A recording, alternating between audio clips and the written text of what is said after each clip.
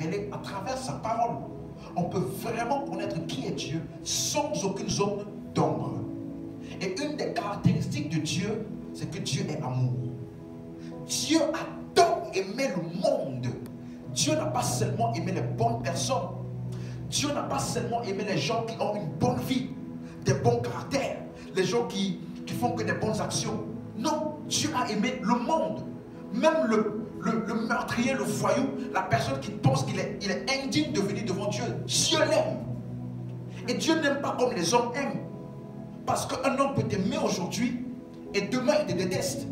Tu fais une chose qui ne l'a pas plu, demain il te rejette. Combien de personnes souffrent de relations amoureuses parce qu'ils ont aimé quelqu'un un jour, après ils se sont embrouillés et ils ne s'aiment plus. Des gens qui se disaient un jour je t'aime, maintenant ils disent je te déteste. Mais Dieu, il a tant aimé le monde. Les personnes qui disent je n'ai pas besoin de Dieu, des personnes qui disent je m'en fiche de Dieu, Dieu les aime. Parce que l'amour de Dieu ne dépend pas de nos attitudes. L'amour de Dieu dépend uniquement de qui il est. Et lui, il est amour. Même si tu fais du mal à Dieu, même si tu dis à Dieu, je ne t'aime pas, Dieu continue de t'aimer. Il va tout faire pour que tu puisses l'accepter. Est-ce qu'on me suit?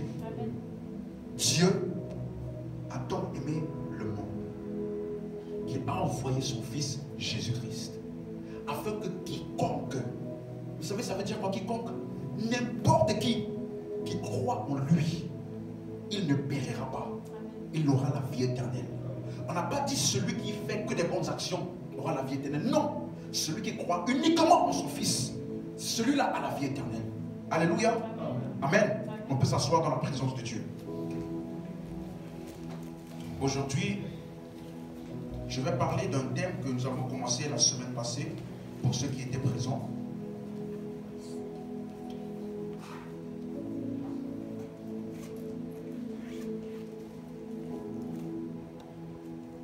Alléluia. La première chose que je vais vous parler, c'est, j'ai pris le temps la semaine passée d'expliquer que nous sommes dans les temps de la fin, ok? Nous sommes vraiment dans les temps de la fin où il y a beaucoup d'églises aujourd'hui. Il y a beaucoup de personnes qui parlent de la part de Dieu. On entend beaucoup de théories sur Dieu de nos jours. Alléluia. Alors, il est très important pour n'importe quel chrétien de savoir et de comprendre ce qu'on appelle l'évangile. Parce que c'est l'évangile qui sauve. C'est l'évangile également qui révèle qui est Dieu. Et c'est l'évangile qui révèle toute la mission de Jésus-Christ. Une personne ne peut pas être un chrétien et ne pas comprendre pourquoi Jésus-Christ est venu. Parce qu'un chrétien, c'est quelqu'un qui croit en Jésus-Christ. Mais on ne peut pas être vraiment un chrétien sans comprendre pourquoi Jésus est venu. Est-ce qu'on me suit? Donc, j'ai expliqué, si vous ouvrez votre Bible dans Matthieu chapitre 24. Matthieu, c'est le premier livre du Nouveau Testament. C'est vers la fin de la Bible. On va dire Nouveau Testament. Matthieu chapitre 24. D'accord, c'est bon. C'est bon. Oui, voilà. Matthieu chapitre 24. À partir du verset 2 à 3. À partir du verset 3, pardon. Matthieu 24, à partir du verset 3. Est-ce que tout le monde a trouvé?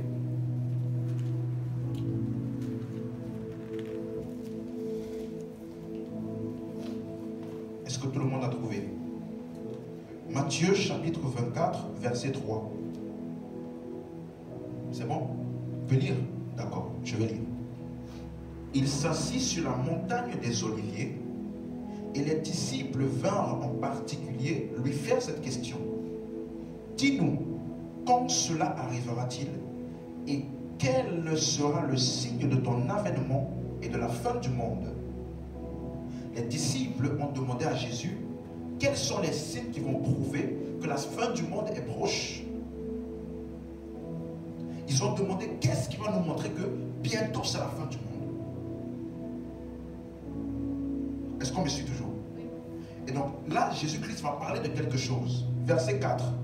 Jésus leur répondit, prenez garde que personne ne vous séduise. Lorsqu'on dit à quelqu'un de prendre garde, c'est pourquoi? C'est parce qu'il y a un danger. Oui ou non? Si je dis prends garde, c'est parce que justement de l'autre côté, il peut y avoir quelque chose qui va te faire du mal. Mais il dit ici, prenez garde que personne ne vous séduise. En d'autres termes, séduire, ça veut dire tromper. La chose apparaît comme étant bien, mais en fait, ça te fait du mal. Parce que séduire, ça veut dire tromper. Faire croire à quelqu'un quelque chose, alors que ce n'est pas vrai. Il dit, prenez donc garde. Faites attention, afin que vous ne soyez pas séduits. Les disciples lui ont demandé, qu'est-ce qui va nous montrer que c'est bientôt la fin des temps? Et Jésus répond d'abord en disant, prenez garde. Parce que dans la fin des temps, il y a des choses qui vont paraître bien, paraître waouh, paraître même de Dieu, pourtant ce n'est pas de Dieu. Et ça va séduire beaucoup. Regardez ce que dit le verset suivant, le verset 5.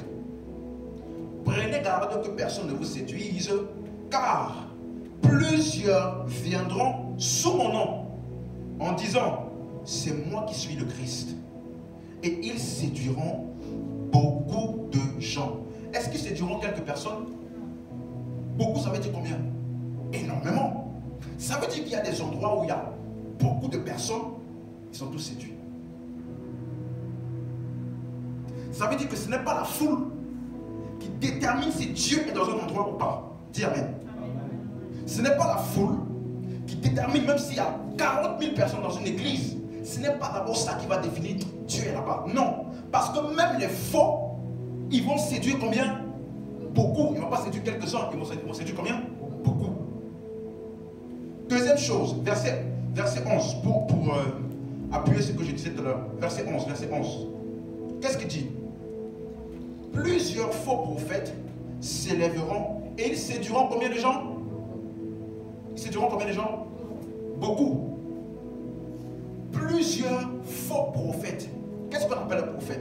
C'est quelqu'un qui vient pour parler de la part de Dieu. Donc, il viendra peut-être devant vous en vous disant, je suis de la part de Dieu, Dieu vous aime, Dieu veut changer votre vie, et vous allez le suivre. C'est parce que c'est un prophète, mais c'est un faux. Et eux là, ils séduiront beaucoup de personnes. Pas quelques personnes, beaucoup. Donc il y a beaucoup de personnes, par exemple, beaucoup c'est combien? Pour moi c'est 1000, 2000. Il y a peut-être des endroits où il y a 2000 personnes qui vont là-bas tous les dimanches. Ils sont séduits. Je ne dis pas que tous les endroits où il y a beaucoup de personnes, c'est forcément faux. Non, ce n'est pas ce que je dis. Mais je dis que ce n'est pas le nombre de personnes qui détermine d'abord si est-ce que Dieu est là-bas ou pas. Parce que même les faux, ils auront aussi beaucoup de personnes. Les gens de Dieu, ils auront beaucoup de personnes. Et les faux aussi ont beaucoup de personnes. Voilà pourquoi Jésus dit, prenez garde. Est-ce qu'on me suit jusqu'ici? Lorsqu'on veut connaître Dieu, lorsqu'on est un chrétien, c'est important de comprendre ce que je vais enseigner aujourd'hui, parce que sinon, vous pouvez être séduit. Lisez le verset 23, toujours du même chapitre, verset 23. Si quelqu'un vous dit alors, le Christ est ici, ou il est là, ne le croyez pas. Car il s'élèvera des faux Christ et des faux prophètes. Ils feront des grands prodiges et des miracles, au point de séduire, s'il est possible, même les élus. Voici, je vous l'ai annoncé d'avance. Regardez-moi. Il dit qu'il s'élèvera là des faux Christ et des faux prophètes. Donc il y a des endroits où on dit Jésus-Christ, mais c'est un faux Christ qu'on annonce. Et ce faux Christ-là, il fait des grands prodiges et des miracles. On n'a pas dit des faux miracles, hein, parce qu'il y a des endroits où ils font des faux miracles, ils inventent les choses. Mais il y a des endroits où c'est des vrais miracles. C'est des vrais miracles. C'est-à-dire que les gens viennent là-bas, ils étaient malades. Ils sont guéris. Ils se sentaient mal. Ils sortent là-bas, ils se sentent bien. Est-ce que vous me suivez? Des vrais miracles, des vrais prodiges. Tout ce que je dis, c'est pour dire quoi? Ce n'est pas la foule qui va déterminer si Dieu est dans un endroit. Est-ce qu'on me suit jusqu'ici? Ce n'est pas les miracles qui vont déterminer si Dieu est dans un endroit. Parce que même les faux font les miracles. Les envoyés de Dieu font les miracles. Mais les faux aussi font les miracles. Les envoyés de Dieu, ils ont la foule. Les faux aussi ont la foule. Donc comment je vais faire pour différencier? C'est pour cela que Jésus a dit, faites attention. Prenez garde que personne ne vous séduise. Parce que c'est facile. Moi, je connais des personnes qui sont dégoûtées des églises.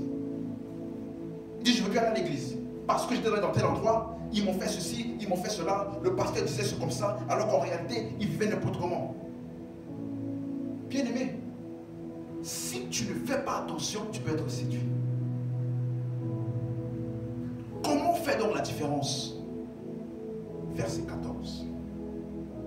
Comment fait la différence? Verset 14. Alors il dit ceci.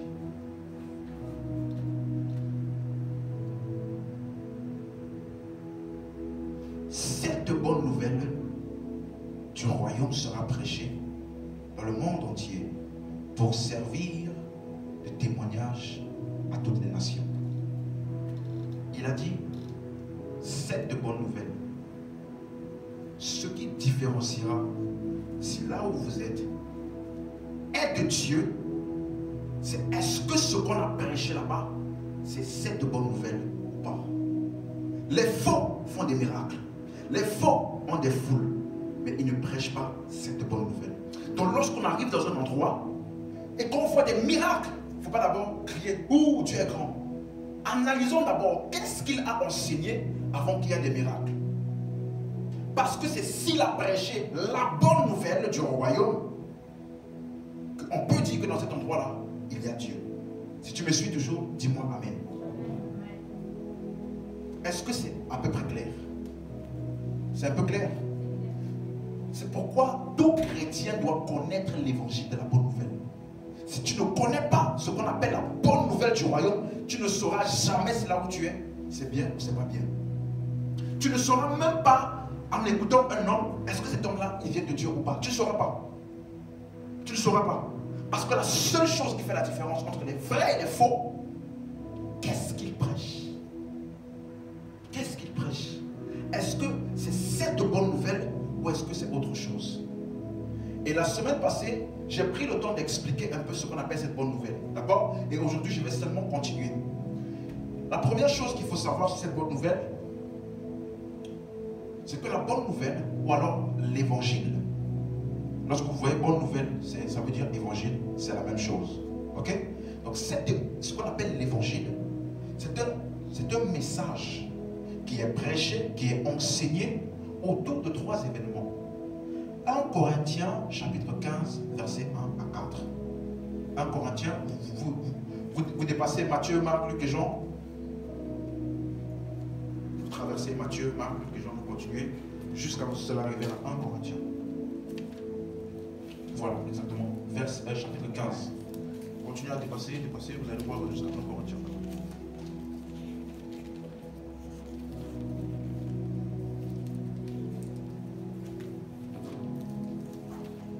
Chapitre 15, à partir du premier verset.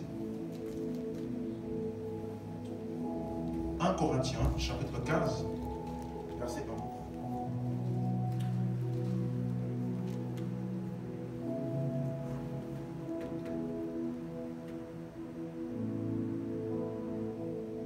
C'est bon? Tout le monde y est? On peut lire? Ok. Je vous rappelle, frères, l'évangile que je vous ai annoncé, que vous avez reçu, dans lequel vous avez persévéré. L'apôtre Paul ici, il est sur le point de dire clairement quel était l'évangile qu'il avait prêché.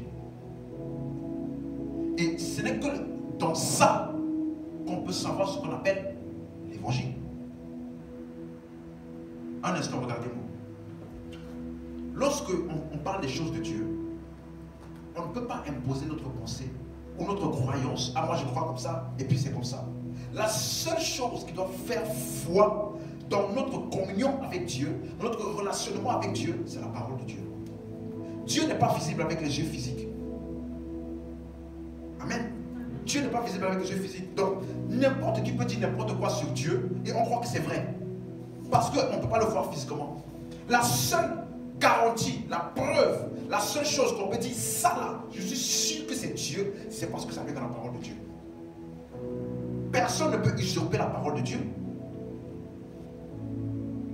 Donc, lorsqu'on dit prêcher l'évangile, parce qu'il y a des gens qui disent je prêche l'évangile, mais quand tu entends le message qu'ils prêchent, ce n'est pas l'évangile. Est-ce que vous me suivez? Donc dans 1 Corinthiens chapitre 15 verset 1, là on va lire qu'est-ce qu'on appelle l'évangile. L'apôtre Paul dit, je vous rappelle frères, l'évangile que je vous ai annoncé, que vous avez reçu, dans lequel vous avez persévéré et par lequel vous êtes sauvés. Verset 3. Verset 3.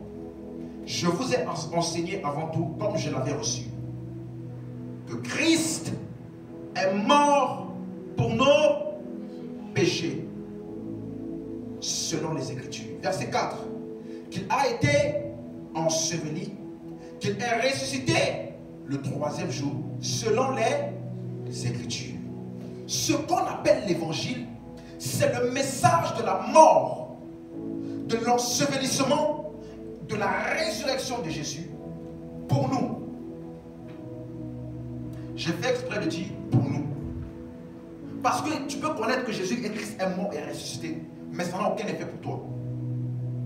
Tant que tu ne comprends pas toutes les implications de cette œuvre-là dans ta vie. Si vous lisez, il dit Christ est mort pour nos péchés. Il n'est pas mort pour ses péchés. Il n'avait pas besoin de sacrifice pour lui. Il n'a jamais péché. Mais il est mort pour nos péchés. Ça, c'est l'évangile. L'évangile, ce n'est pas juste Jésus-Christ est mort. Non, c'est il est mort, oui, pour nos péchés. Il a été enseveli et il est ressuscité. L'évangile est donc un message centré sur 3 événements, ou alors 4 événements. La mort de Jésus, l'ensevelissement et la descente aux enfers, la résurrection le 3e jour et son ascension auprès du Père. Tout message que vous écoutez qui n'est pas centralisé sur ça là, ce n'est pas l'évangile. L'évangile, ce n'est pas le message de la prospérité. Même si Dieu prospère les gens. Mais l'évangile, qui est ce que nous devons prêcher, n'est pas le message de la prospérité. Parce qu'il y a des gens qui sont sur la terre qui n'ont pas besoin d'argent. Et ces genres de personnes-là, c'est eux qui méprisent souvent l'église. Parce qu'ils disent que la foi en Dieu, c'est des choses qui ont été inventées par les hommes pour pouvoir régler leurs problèmes, pour pouvoir donné une raison à leurs différents problèmes. Ils disent ça parce que l'évangile qu'on leur a présenté, c'était un message, venez à l'église, donnez l'argent, Dieu va multiplier, vous serez prospères. Et un milliardaire a dit ça une fois, que ce qu'eux ils cherchent là, dans leur église là, est dans ma poche. Pourquoi? Parce que l'évangile qu'on lui a prêché n'était pas l'évangile. Que tu sois riche, pauvre, bandit, voleur, blanc, noir, quelle que soit ta classe sociale, l'évangile c'est Jésus-Christ est mort pour tes péchés. Parce que tout le monde entier a besoin du salut pour ses péchés. Le riche a un problème de péché. Le pauvre a un problème de péché. Le blanc a un problème de péché. Le noir a un problème de péché. La terre entière a un problème de péché. Et donc a besoin de l'évangile qui parle de Jésus-Christ qui est mort pour ses péchés. Pas pour la prospérité. Pas pour la santé. Pas pour le mariage. Il y a des gens qui n'ont pas besoin de mariage. Moi, je n'ai pas besoin de mariage. Je suis déjà marié. Donc si tu me prêches un message qui me dit voici les principes pour trouver une femme, ça ne m'intéresse pas. Ça, ce n'est pas l'évangile. Est-ce qu'on me suit? Est-ce que c'est très clair? Alléluia. Et sachez qu'aujourd'hui, je vais enseigner. Mais je vais prêcher aussi. Lorsque j'enseigne, je vous explique des choses. Mais lorsque je prêche, je déclare des paroles. Les paroles que je déclare, ce n'est pas moi. C'est ma bouche. Mais ces paroles-là sont chargées de la puissance de Dieu. Celui qui reçoit, il dit Amen, ça arrive dans sa vie. celui qui reçoit ces paroles et qui dit Amen, ça arrive dans sa vie. Par exemple, je peux dire, à partir de maintenant, vous êtes guéris. Si tu avais une maladie et que tu crois en cette parole, si tu dis Amen, je te garantis ta maladie disparaît. Est-ce que vous me suivez? Je vais enseigner, mais je vais prêcher aussi. Alléluia. Donc, aujourd'hui, je vais seulement expliquer le premier point, la mort de Jésus. Christ est mort pour nos péchés. Dans Jean chapitre 3, verset 16, normalement vous connaissez, je l'ai cité tout à l'heure, ne vous inquiétez pas, vous n'avez pas besoin d'ouvrir. La Bible dit, car Dieu a tant aimé le monde, qu'il a donné son Fils unique Jésus-Christ, afin que quiconque croit en lui ne périsse pas, mais ait la vie éternelle. Dieu a tant aimé le monde. Et comment est-ce qu'il a manifesté son amour? Parce qu'il y a des gens aujourd'hui, ils vous disent qu'ils vous aiment, mais ils n'ont jamais rien fait pour vous. Ça, c'est pas l'amour. L'amour de Dieu, ce n'est pas un amour dans son cœur. Oh, vous savez, j'aime bien les hommes. Il est resté comme ça. Non. L'amour de Dieu est un amour qui s'est manifesté par un acte. Quel est cet acte-là? Il a donné son Fils. Oh, beaucoup de personnes, lorsqu'on dit donner son Fils, ils pensent qu'on parle de Jésus qui est sorti du ventre de Marie. Dieu a tant aimé le monde qu'il a envoyé son Fils dans le ventre de Marie pour que Jésus-Christ naisse. Non, ce n'est pas ça donner. Donner, ça veut dire livrer à la mort. Comme s'il y avait une grande cage dans laquelle il y avait des chiens, des chacals, des léopards prêts à dévorer. Et nous, vous et moi, nous étions dans cette cage-là. Les chiens étaient prêts à nous dévorer. Alors, Dieu qui était hors de la cage, lui, il n'avait rien fait. Parce que par le péché de l'homme, l'homme a été voué à la mort. Le salaire du péché, c'est la mort, la Bible dit. Donc, tous les hommes qui ont péché, ils ont été lancés dans cette cage-là, eux-mêmes, par leur péché.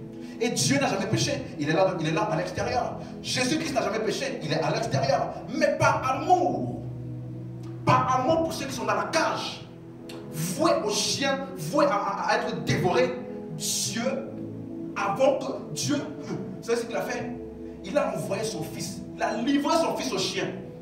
Les chiens, pendant qu'ils dévoraient tout le monde là, Dieu a emmené tout le monde dehors. Est-ce que vous me suivez? Est-ce que c'est clair?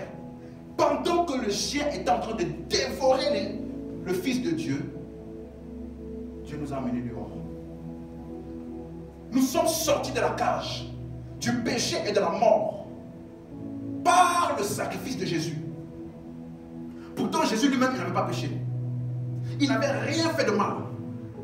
Il ne méritait pas la mort. Mais Dieu, par amour pour vous, par amour pour moi, bien que nous méritions la mort, n'a pas voulu que nous mourons. Il est parti lui-même, entrer là-bas dans la cage, se faire dévorer des chiens pour que nous puissions sortir. Si tu suis, si tu me suis, donne-moi un amen. Est-ce que c'est clair? Dieu a tant aimé le monde. Voilà pourquoi n'écoutez jamais quelqu'un qui vous dit chaque fois que vous péchez, chaque fois que vous faites des erreurs, Dieu vous rejette. C'est faux. Dieu a tant aimé le monde. À ce moment-là, il n'y avait même pas des chrétiens. Tout le monde était mort spirituellement, tout le monde était dans le péché. Et Dieu a pris sur lui d'aller mourir à la croix pour toi et pour moi. Nous allons examiner la mort de Jésus aujourd'hui. Si tu comprends le message que je vais te dire aujourd'hui, je te garantis que tu ne seras plus jamais la même personne. Ah, celui qui croit, il dit Amen. Alléluia. Donc, Romains chapitre 8, verset 32. Romains, c'est juste avant Corinthiens. Juste avant Corinthiens, quand vous allez avant Corinthiens, Romains chapitre 8, verset 32. Là, il va expliquer clairement le terme livré. Romains chapitre 8, 32. Est-ce que vous avez trouvé? C'est bon? Ok. C'est juste avant Corinthiens. Juste avant. Ok. Chapitre 8, verset 32. On va lire un peu rapidement. Alors, il dit, lui qui n'a point épargné son propre fils, mais qui l'a livré parce que son fils était pécheur. C'est ça? Il a livré pour qui? Pour nous. Jésus n'avait aucun péché. Nous tous, nous étions voués à la mort. Rappelez-vous toujours ce passage. Le salaire du péché, c'est la mort. Donc celui qui pêche, il doit mourir. Parce que Dieu est juste. Si tu fais une action, tu dois récolter les œuvres de tes actions. Mais Dieu n'a pas voulu que la conséquence de ton action tombe sur toi. C'est comme si j'ai pris une amende, j'ai violé un feu rouge. Au lieu que l'amende vienne chez moi dans mon adresse, ça vient chez quelqu'un d'autre. Et ce quelqu'un d'autre là, il paye pour moi. Aux yeux de la loi, c'est comme si je n'avais jamais fait d'amende parce que ça a déjà été payé. Est-ce qu'on me suit? Amen. Dieu l'a livré pour qui? Est-ce que vous comprenez ce que je suis en train d'essayer de dire là? Comme tu comprends la mort de Jésus, il y a des choses que tu ne peux plus vivre dans ta vie. Il y a des choses qui ne peuvent même plus t'arriver. Parce que le peuple de Dieu périt par manque de connaissance, la Bible dit. La chose qui fait que les enfants de Dieu, ils meurent, ils périssent comme si Dieu n'était pas avec eux, c'est parce qu'il leur manque la connaissance de tout ce que Jésus a déjà fait pour eux. Comme si ton père t'avait envoyé 1 million d'euros dans ton compte bancaire, mais comme tu ne sais pas que tu as 1 million d'euros dans ton compte bancaire, tu sais ce que tu fais? Tu viens avec le SDF, tu fais la manche. Alors que tu as 1 million d'euros, hein, mais tu fais la manche. Parce que tu n'as pas pris conscience que tu as 1 million d'euros dans ton compte qui t'a déjà été envoyé. Un chrétien qui est ignorant, il est comme un milliardaire qui ne sait pas qu'il a des milliards. Donc il vit comme un SDF. Uniquement par ignorance. Bien vu. Est-ce qu'on me suit? Alléluia. Donc, lorsque Adam a péché, la mort pour la première fois a été introduite dans le monde. Dans Genèse chapitre 2, verset 16 à 17, pas besoin d'ouvrir.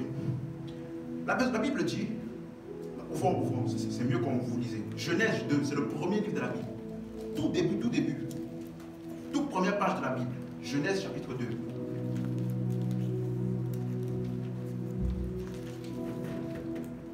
Genèse chapitre 2, verset 16 à 17. Est-ce que tout le monde y est? Genèse chapitre 2, verset 16 à 17. L'Éternel Dieu, est-ce que tout le monde a trouvé? Genèse chapitre 2, verset 17.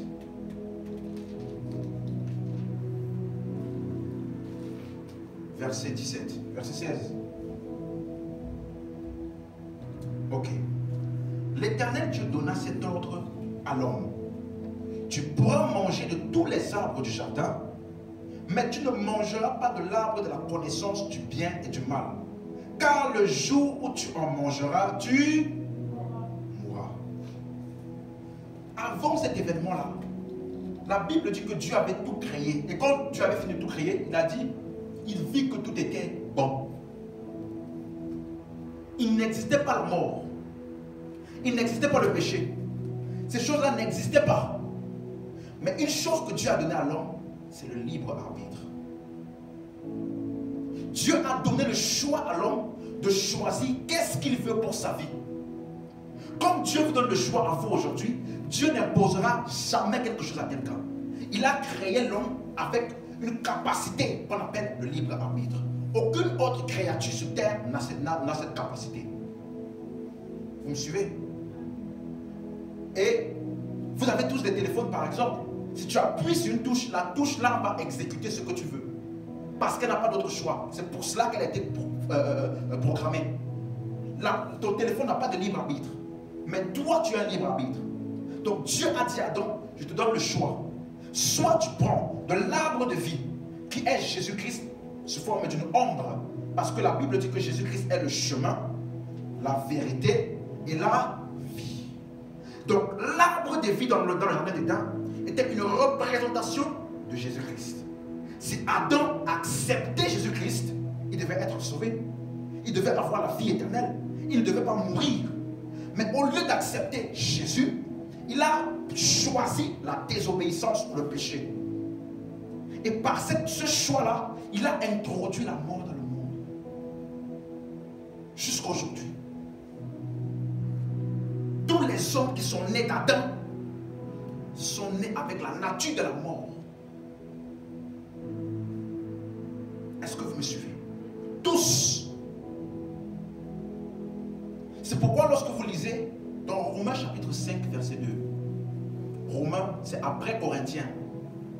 Avant Corinthiens, pardon. Donc c'est vers... Tout à l'heure, là, vous étiez dans Corinthiens. Un peu avant Corinthiens, c'est Romains.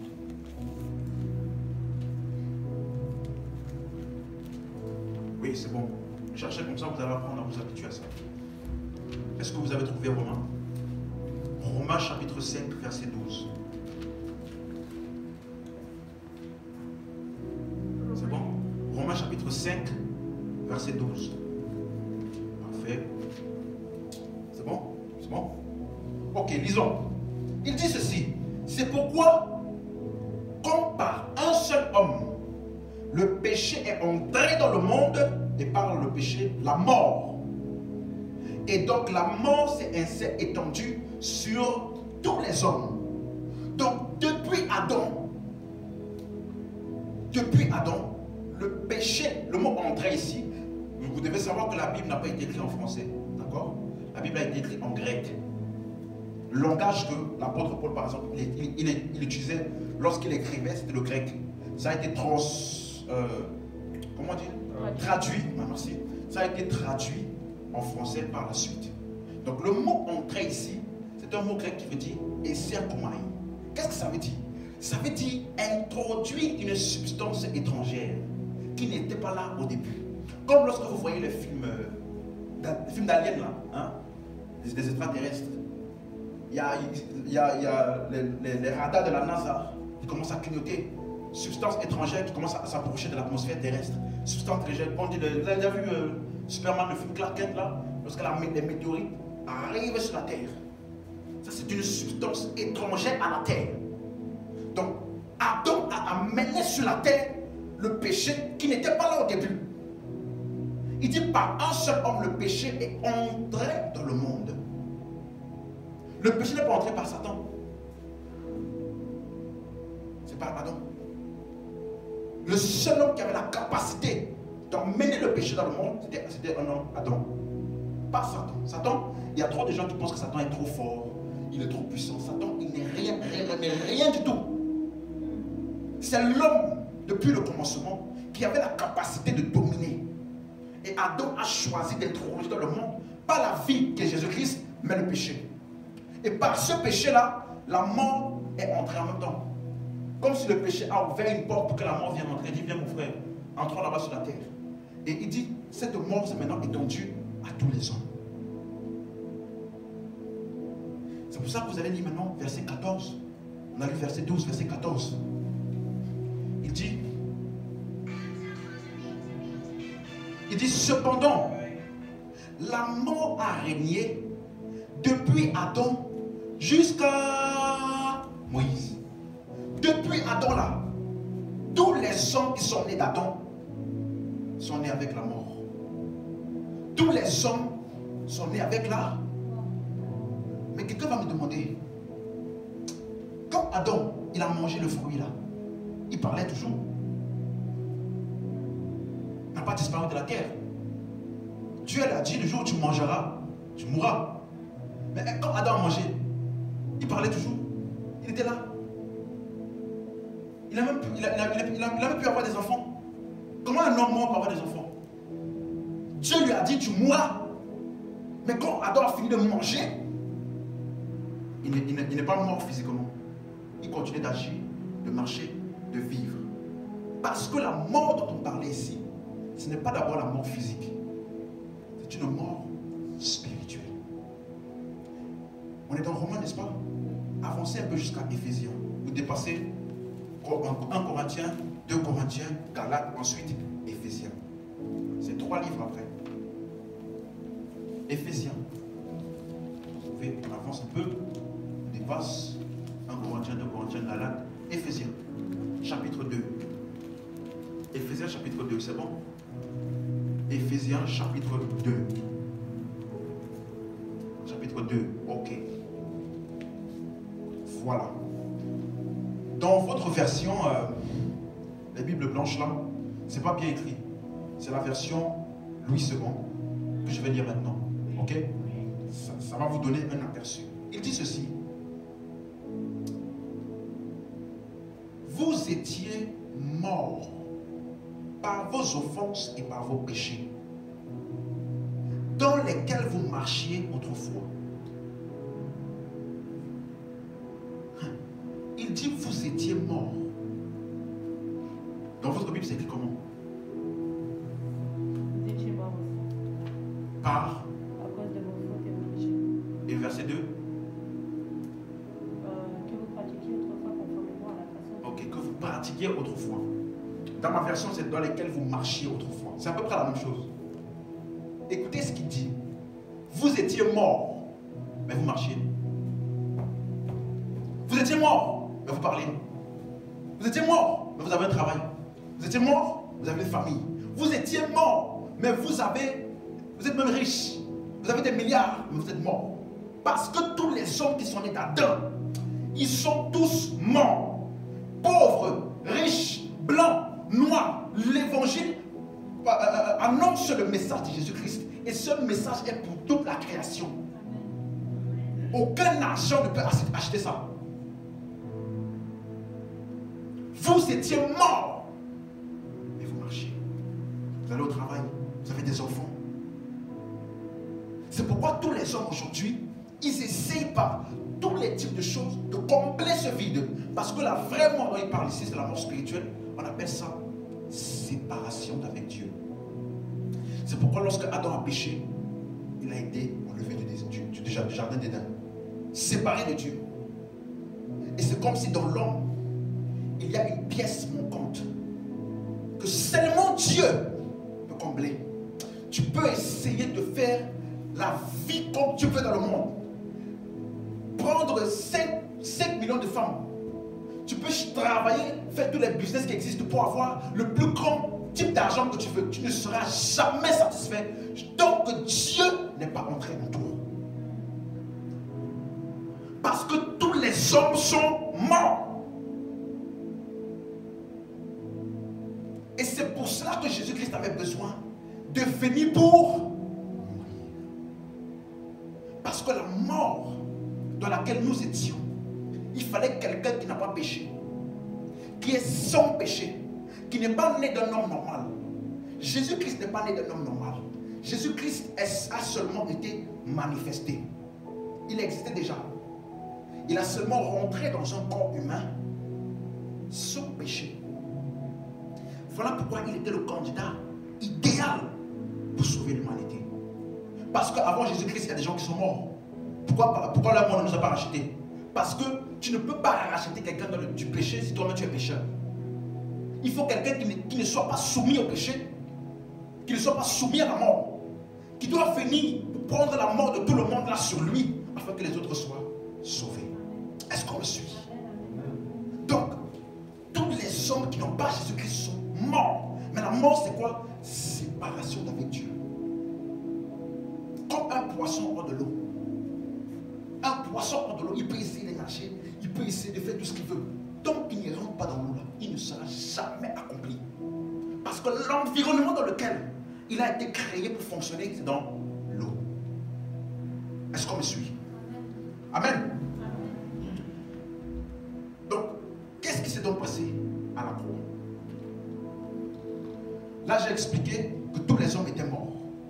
J'ai également expliqué que Jésus-Christ est venu pour mourir. Analysons donc la mort de Jésus. Quelles sont les implications de la mort de Jésus-Christ pour toi et pour moi? Parce que là, maintenant, on a réalisé que tout homme est mort. Tout homme est dans le péché depuis Adam. Et que Jésus-Christ est venu mourir. Dieu a tant aimé le monde qu'il a donné son Fils. Mais quelles sont maintenant les implications de cette mort-là pour vous et pour moi?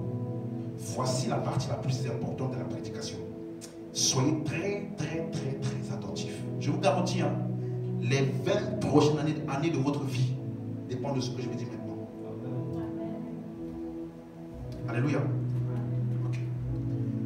Matthieu 27, 46. Matthieu 27, verset 46. Habituez-vous déjà, quand vous venez ici, sachez que c'est la parole de Dieu qu'on va dire. Matthieu 27, ça va avant. Matthieu 27, 46.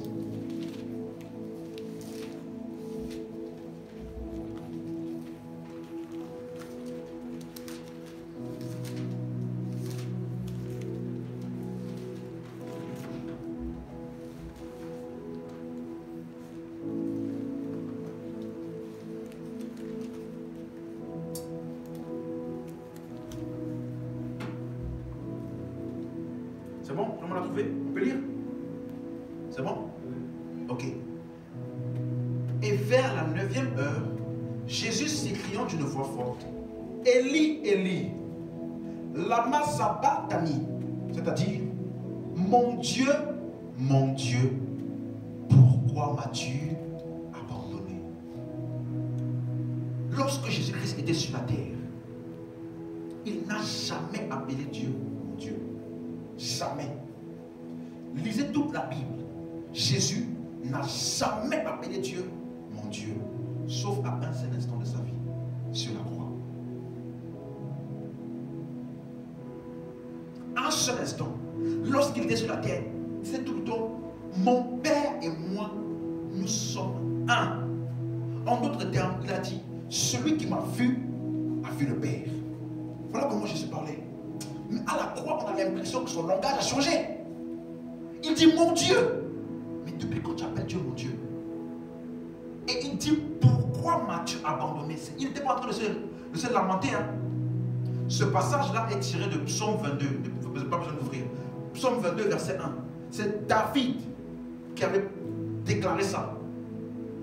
Et David, lorsqu'il prophétisait ça, il ne savait même pas qu'il était en train de parler de Jésus. Voilà pourquoi je dis toujours à chaque personne, à toutes les personnes, que toute la Bible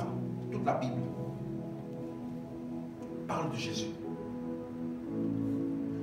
Tous les écrits parlent de Jésus. Les écrits qui sont dans la Bible, qui ne font pas référence à l'œuvre de Jésus-Christ à la croix, ne sont pas importants pour nous. Parce que la Bible, là, ce n'est pas la parole de Dieu. Est-ce que vous savez ça? La parole de Dieu, ce n'est pas papier et encre. La parole de Dieu, c'est une personne. Il a dit au commencement était la parole. La parole était avec Dieu et la parole s'est fait chair. Donc la parole, c'est qui? C'est Jésus-Christ. Donc tout ce qui est dans la Bible là, ne parle pas de Jésus, ce n'est pas la parole de Dieu. Dans la Bible, Satan a parlé, vous savez ça? Des mendiants ont parlé ici, des voleurs ont parlé. Mais la parole de Dieu, c'est ce qui révèle Jésus-Christ. Le livre des psaumes, l'histoire d'Abraham, l'histoire de Moïse, parle de Jésus.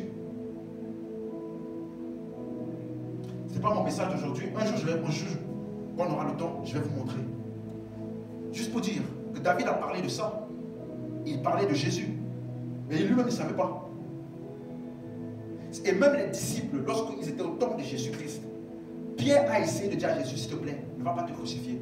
Parce que lui-même aussi, il ne comprenait pas l'œuvre de Jésus-Christ.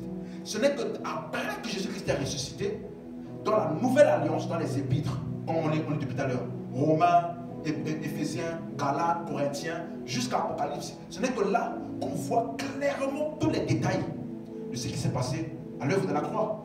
Si vous lisez simplement Matthieu, Marc, Luc et Jean, vous allez voir des choses physiques. Comme on vient de lire, Jésus, là, pourquoi tu m'as abandonné?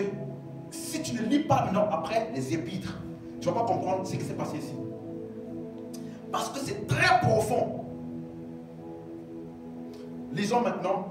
Gardez ça en tête. Hein. Gardez juste en tête. Jésus a dit quoi? Mon Dieu, pourquoi m'as-tu? Ok. Allons maintenant dans les épîtres. Galates, chapitre 3, verset 13. Galates, chapitre 3, verset 13. Galates, c'est juste après Corinthiens. Vous dépassez 1 Corinthiens, 2 Corinthiens, Galates. Galates, chapitre 3, verset 13. Vous dépassez 1 Corinthiens, 2 Corinthiens, vous allez tomber sur Galates. Est-ce que vous êtes ici? Parfait. Galates, chapitre 3, verset 13. Galates 3, verset 13. On peut y aller? Ok. Il dit, Christ, verset 13, Christ nous a rachetés de la malédiction de la loi, étant devenu malédiction pour nous. Étant devenu malédiction pour qui? N'oubliez jamais ce terme-là, pour nous. Car il est écrit, maudit est quiconque est pendu au bois. Donc à la croix, Jésus-Christ est devenu malédiction. Il est devenu une malédiction pour nous. Ce passage a été tiré de Deutéronome chapitre 21, verset 22 à 23. Ça, il faut qu'on lise. Parce que c'est dans la loi de Moïse qu'on dit maudit est celui qui est pendu. Deutéronome, c'est le troisième livre de la Bible. Troisième, quatrième. C'est tout début, tout début. Deutéronome, chapitre 21. Tout début de la Bible. Il y a Genèse, il y a Exode, Lévitique, Nombre, après Deutéronome. Cinquième livre de la Bible. On dépasse Lévitique, on dépasse Nombre, après on arrive sur Deutéronome. C'est bon? Deutéronome, ok. 21. Chapitre 21. À partir du verset 22. C'est bon? Ok. On peut lire. Regardez comment c'est profond. Merci Jésus-Christ. On peut lire? D'accord. Si l'homme fait mourir un homme qui a commis un crime digne de mort, dis avec moi, crime digne de mort. Si un homme a commis un crime digne de mort et que tu l'es pendu à un bois, son cadavre ne passera point la nuit sur le bois, mais tu l'enterreras le jour même, car celui qui est pendu est un objet de malédiction auprès de Dieu, et tu ne suivras point le pays. Jésus a été sur la croix comme quelqu'un qui a commis un crime digne de mort. Il est devenu malédiction auprès de Dieu. Il est devenu souillure pour tout le pays. Pourquoi? Parce qu'il a pris ta mort et ma mort. Il a pris ta malédiction et ma malédiction. À la croix, là je rentre maintenant dans les implications. À la croix, il s'est passé ce qu'on appelle l'échange divin. Il s'est passé ce qu'on appelle la substitution. Vous vous rappelez, il y avait une époque quand il y avait encore les prisons pour mineurs. Lorsqu'un mineur, il faisait un délit qui est passible de 6 mois, 1 an, 2 ans, 3 ans de prison, comme il est mineur, et qu'à l'époque il n'y avait pas de prison pour mineurs, c'est ce qu'on faisait, on prenait ses parents qui partaient en prison à sa place. Et lui, il continuait à vivre. Ils ont fait ce qu'on appelle quoi? Substitution. C'est moi qui ai péché, mais c'est lui qui souffre à ma place, afin que moi je ne souffre plus, mais que je vive. Il est devenu malédiction, parce que celui qui est posé à la croix est celui qui a commis un crime digne de mort. Or, celui qui a commis un crime digne de mort, ce n'est pas Jésus, c'est toi et moi. Le salaire du péché, c'est la mort. Donc, vous et moi, nous étions voués à la mort, nous devions être malédiction.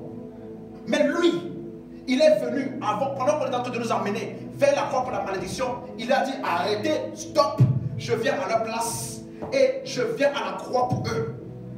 Il est devenu malédiction. Voilà pourquoi toi et moi, on ne peut plus être maudits. Tu ne m'as pas entendu. Toi et moi, on ne peut plus être maudits. Pourquoi? Il a déjà été maudit à ma place. On ne peut pas maudire quelqu'un 2 fois. Alléluia.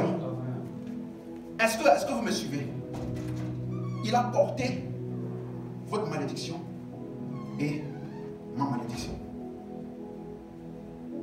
à la croix. Un autre passage. 2 Corinthiens chapitre 5 verset 21. 2 Corinthiens. Si vous étiez dans Galates tout à l'heure, c'est juste avant Galates. Juste avant Galates. Juste avant Galates. Alléluia. 2 Corinthiens, chapitre 5, verset 21.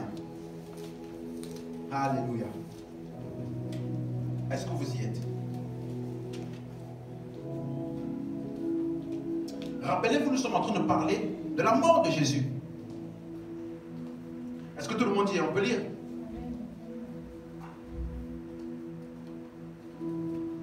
C'est bon? 2 Corinthiens, chapitre 5, verset 21.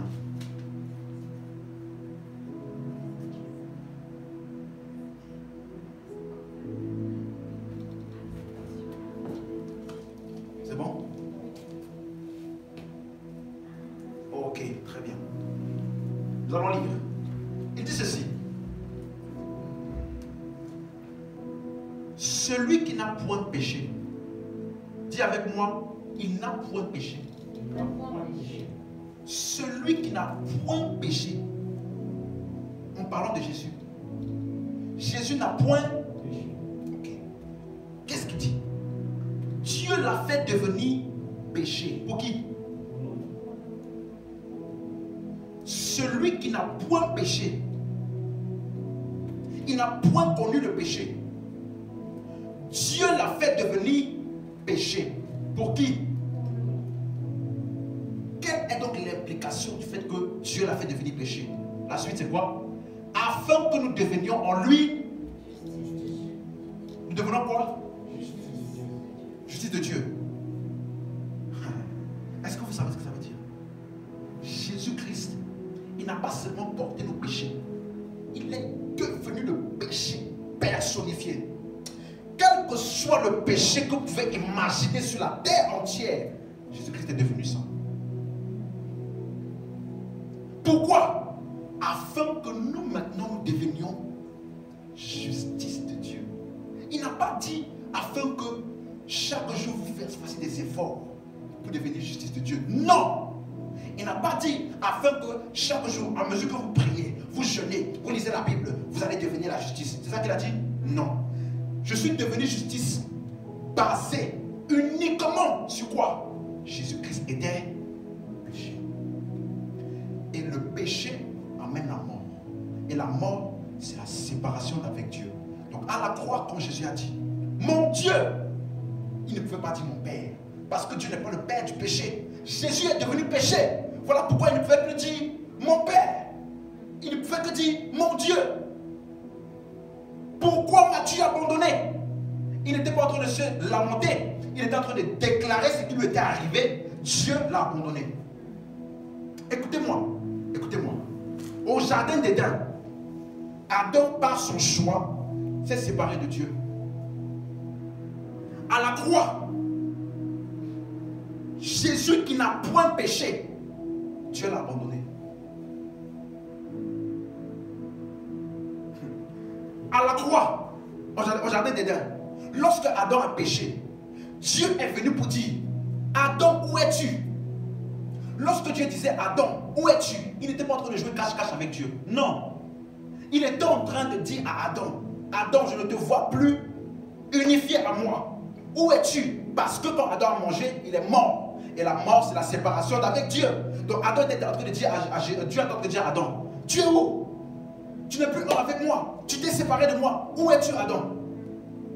Adam s'est séparé de Dieu. Et c'est Dieu qui est venu dire, où es-tu? À la croix, Dieu n'a pas dit où es-tu. C'est Jésus qui est un homme qui a dit, Seigneur, pourquoi m'as-tu abandonné? Est-ce que vous voyez que dans le jardin d'Éden, Adam, ce qui lui est arrivé, était les conséquences de son péché. Mais à la croix, ce qui est arrivé à Jésus n'était pas les conséquences de son péché, était une substitution. Dieu devait nous abandonner. Il a abandonné Jésus. Si nous devions mourir, devenir péché et mourir, Jésus-Christ est mort à notre place. Est-ce que je parle à quelqu'un? Afin que nous devenions quoi? Justice de Dieu. J'aimerais dire à quelqu'un, Dieu a rejeté Jésus. Dieu a abandonné Jésus à la croix. Toi, on ne peut plus jamais t'abandonner. Si tu me suis, dis-moi amen. Jésus-Christ a été méprisé, abandonné, afin que Dieu ne puisse plus jamais t'abandonner. Jésus-Christ a été humilié. La Bible dit qu'il était nu. Quand on voyait les films là, vous pensez que Jésus-Christ avait un petit caleçon? Il était nu. Il a enduré la plus grande honte qu'un homme puisse endurer. Frappé, flagellé. Mais ce n'est pas ça la plus grande souffrance. Quand Jésus a dit, Seigneur, s'il te plaît, est-ce que tu peux éloigner cette coupe de moi? est-ce que tu peux éloigner cette coupe? Il ne parlait pas du fait qu'on va le frapper. Non, Jésus n'a jamais été séparé de Dieu. Il n'a jamais connu être seul sans Dieu. Il n'avait jamais connu le vide que nous avions, vous et moi, lorsque nous ne connaissons pas Dieu. Il n'a jamais connu ça. Il disait, Seigneur, je ne connais pas ce vide-là. Ne me laisse pas vivre ce vide-là. Mais Jésus, il a commencé à penser à toi. Il a commencé à penser à moi. Il a commencé à penser à toi. Il a dit, pas ma volonté, mais la volonté de mon Père. Et à partir de ce moment-là, il a enduré la coupe. Et la Bible dit qu'il a pris le péché sur lui de toute l'humanité, afin que toi et moi, plus jamais nous ne serons rejetés de Dieu. Il a été méprisé. Ouvrez votre Bible dans Ésaïe chapitre 53. Ésaïe chapitre 53.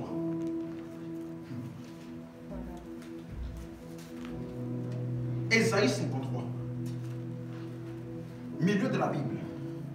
C'est dans l'Ancien Testament. Milieu de la Bible. Après les psaumes. Après les psaumes. Après encore, Ésaïe.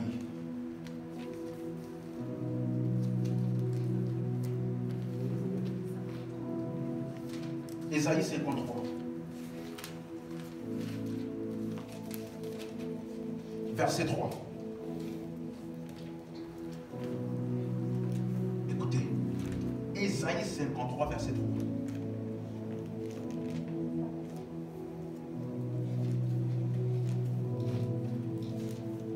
C'est bon? Regardez. Oh Jésus-Christ. Je rends du ton grâce. On a chanté tout à l'heure. Il a pris ma place. Il a pris ma place. Dis avec moi, il a pris ma place. Ésaïe chapitre 53. Tout le monde y est? Ésaïe 53, on y est? D'accord, regardez. Méprisé et abandonné des hommes, homme de douleur, habitué à la souffrance, semblable à celui dont on détourne le visage. Nous l'avons dédaigné. Nous n'avons fait aucun cas de lui. Là, quand vous lisez le verset 3, ça parle de ce qu'on voyait dans Matthieu, Marc, Luc et Jean. Physiquement, quand on le voyait, il était méprisé. Quand on le voyait, il était abandonné. Quand on le voyait, c'était un homme de douleur. Un homme habitué à la souffrance. Semblable à celui dont on détourne le regard. C'est-à-dire que tellement c'était moche ce qu'on voyait de lui, que c'est le genre de personne qu'on voulait détourner le regard. Nous l'avons dédaigné. Nous n'avons fait aucun cas de lui. Ça, c'est ce qu'on voyait physiquement. Quelles sont les implications de ça? Verset 4. Cependant, ce sont ces souffrances qu'il a portées. C'est ça? Ah! Donc les souffrances qu'il endurait là, c'était les souffrances de qui?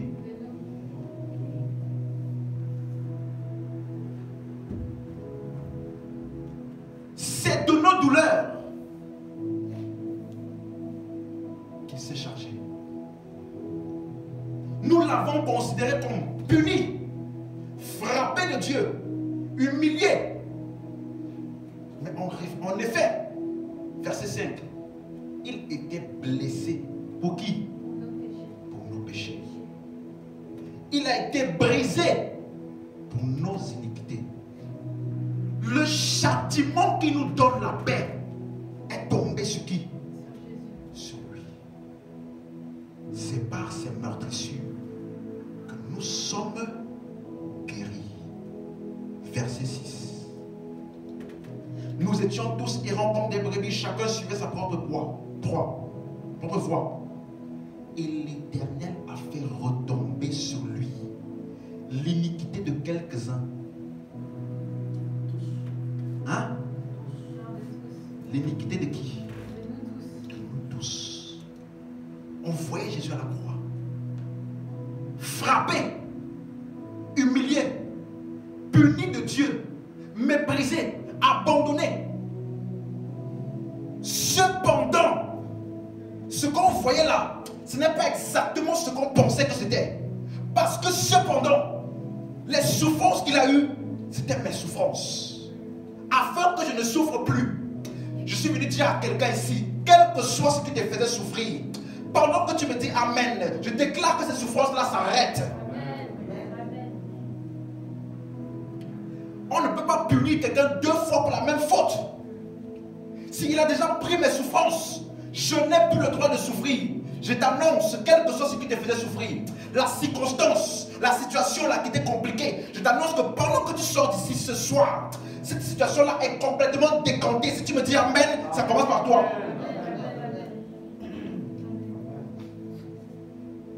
Ce sont nos douleurs qui s'est chargé. Il y a des gens qui ont des douleurs dans le monde. Des choses qu'ils disent, je ne peux plus supporter, Seigneur. C'est trop compliqué. C'est trop dur. Pourquoi moi, Seigneur? Pourquoi malgré tout ce que j'essaie de faire de bien, ça m'arrive quand même à moi? J'aimerais t'annoncer. Quelqu'un a pris tes souffrances. Et si tu es ici cet après-midi, c'est parce qu'il t'aime. Il veut que tu écoutes ce message. Qu'il a pris tes souffrances. Donc tu n'as plus le droit de souffrir. Quelles que soient les souffrances, les douleurs, les maladies qui te pressaient, à partir d'aujourd'hui, pendant que tu me dis Amen, je te déclare que c'est fini. Amen. Ce sont nos douleurs, nos maladies. Et le châtiment qui nous donne la paix est tombé sur lui. Est-ce que vous voyez l'échange? Le châtiment qui nous donne la paix est tombé sur lui. Il a pris le châtiment, il nous a donné la paix. La paix là c'est quoi? Non seulement la paix intérieure, mais la paix avec Dieu. En d'autres termes, entre toi et Dieu, il n'y a plus de séparation. Il n'y a plus de séparation. Même si quelqu'un te dit, ah non Seigneur, hier j'ai encore péché, j'avais demandé pardon, j'avais décidé que je ne vais plus recommencer. Tu as encore péché, mais je t'annonce que Dieu n'entretient pas avec toi en fonction de tes œuvres. Non. Quelqu'un a déjà payé. Il a été brisé pour nos péchés. Il a été puni. Le châtiment que nous devons récolter là, par toutes nos actions. Tous les hommes ont péché. Il devait récolter. Cependant, il n'a pas laissé que le châtiment tombe sur toi. Il a laissé que le châtiment tombe sur qui? Sur Jésus. Afin que nous ayons quoi? La paix. Je t'annonce, Dieu n'a rien contre toi. Même si hier tu as fait une chose terrible, Dieu n'a rien contre toi. Dis ça, Dieu n'a rien contre moi. Dis-le.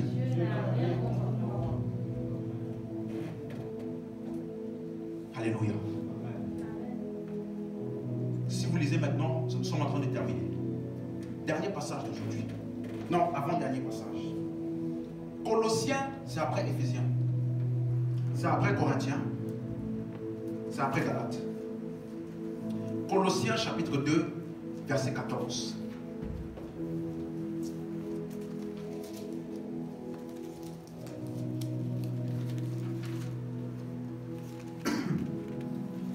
Colossiens chapitre 2, verset 14. C'est après. Ah oui. C'est après. Après Corinthiens. Après Galates.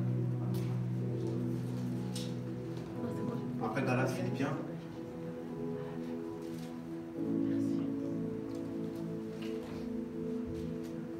Colossiens chapitre 2, verset 14. Il dit ceci. Est-ce qu'on y est?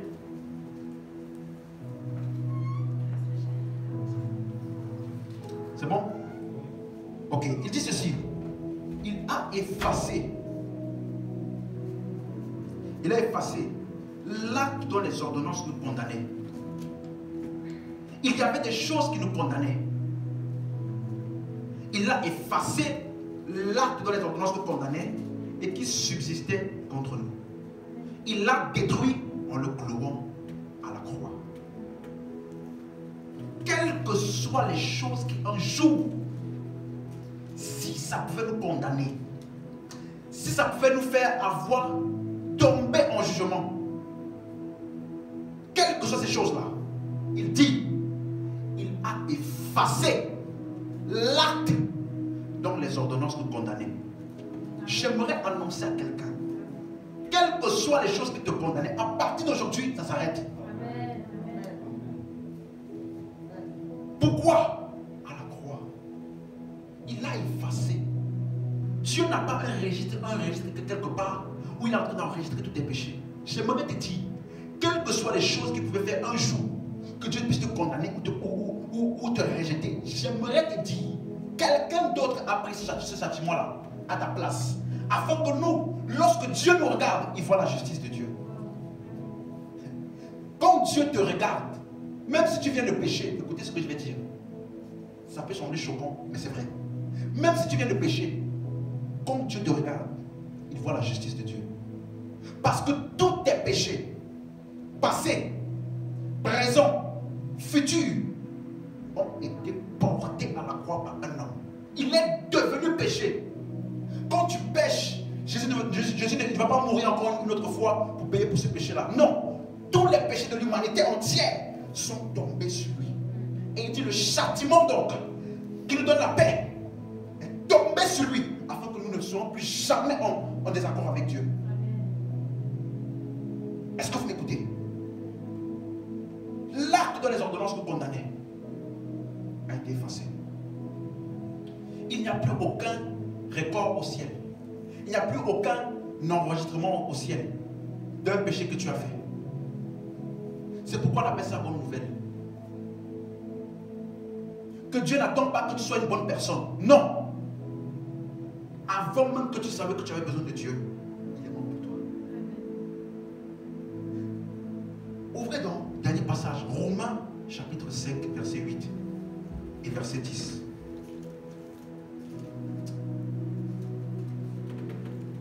Romains chapitre 5, c'est juste avant Colossiens. Merci Jésus. Merci Jésus. Alléluia. Romains chapitre 5.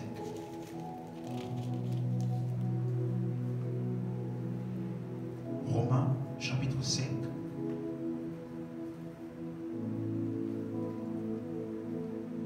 Verset 8. On y est? D'accord. Il dit ceci.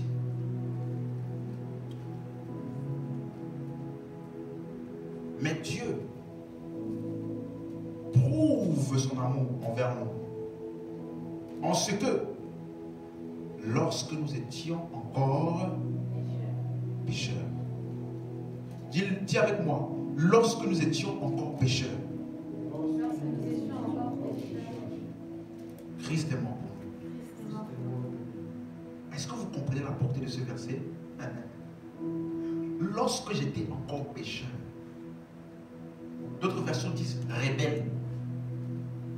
Lorsque j'étais encore un rebelle, je ne voulais rien savoir de Dieu. Je ne savais même pas que j'avais besoin de Dieu. Dans mon état de rébellion là, Christ est mort pour nous. Verset 10. Verset 10. Car si, lorsque nous étions encore ennemis, nous avons été réconciliés avec Dieu par nos bonnes actions. Par qui? Étant réconciliés, nous serons sauvés par sa vie. Jésus-Christ est la manifestation de l'amour de Dieu pour l'humanité. Lorsqu'il a vu que l'humanité était encore dans le péché, incapable de se sauver eux-mêmes, il est mort pour nous. Il a réconcilié le pécheur avec Dieu. Nous étions encore ennemis. Il nous a réconciliés par la mort de son Fils.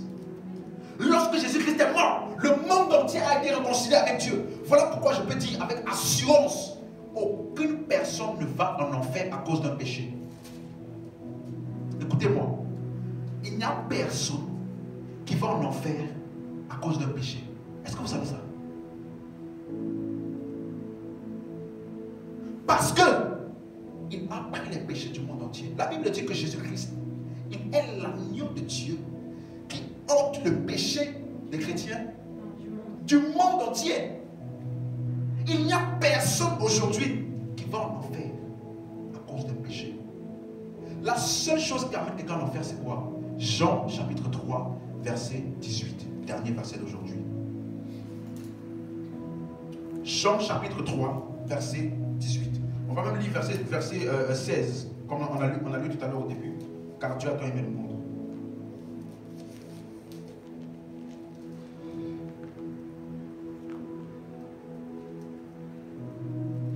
Jean 3, 16. Est-ce que tout le monde y est? On commence à 16, après on va aller jusqu'au 18. Juste pour qu'on puisse avoir le contexte. C'est bon? Jean 3, 16, c'est bon? D'accord. Car Dieu, est-ce qu'on peut lire ensemble?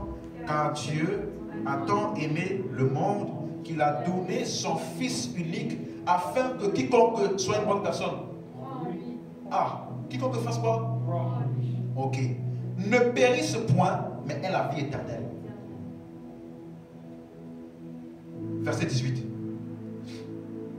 Celui, lisons ensemble, celui n'est point, mais celui qui ne croit pas est. Pourquoi? Parce qu'il est une mauvaise personne. Parce qu'il n'a pas. La seule chose qui peut amener quelqu'un en enfer aujourd'hui, c'est s'il n'a pas cru au sacrifice de Jésus. On lui a présenté l'évangile, comme je présente à vous aujourd'hui, que Jésus-Christ a payé pour les péchés du monde entier. Mais il dit, je n'ai pas besoin. Je refuse. Ça ne m'intéresse pas. C'est la seule chose. Il n'y a aucun péché qui amène quelqu'un en enfer. Parce qu'il a dit, afin que quiconque croit en lui. Il n'a pas dit afin que quiconque ne pêche pas. Afin que quiconque soit une bonne personne. Afin que quiconque essaye de vaincre le péché jour après jour. Non. Parce que le péché a déjà été pris en compte par Jésus, par sa mort. Est-ce qu'on me suit? Quiconque croira en lui, en son sacrifice, qu'il est mort pour nos péchés, il est sauvé. Et il n'est point jugé, la Bible dit. Il n'y a pas de jugement dernier pour lui. Il n'y a pas un jugement où il va venir devant Dieu. Dieu va dire, bon, tu es une bonne personne, mais hier tu as encore volé, hier tu as encore péché. Il n'y a pas ça. Non. Il n'est point jugé. Celui qui croit là, il n'est point jugé. Il n'y a pas de jugement dernier pour lui. Il va venir devant Dieu. Dieu va dire, bon, je vois que tu as encore un peu péché. Bon, laisse-moi voir ton cas. Non. Aujourd'hui, on connaît déjà le jugement. Celui qui croit au Fils n'est point jugé. Celui qui ne croit pas, il est déjà jugé parce qu'il n'a pas cru. Il n'y a aucune œuvre à faire, seulement à croire.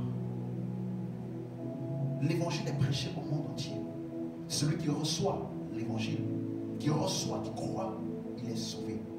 Et si tu crois, dis je suis sauvé. Si tu crois, alléluia. Est-ce qu'on peut acclamer le Seigneur? Soyez pas timide, acclamons le Seigneur. Alléluia. Est-ce qu'on peut se lever?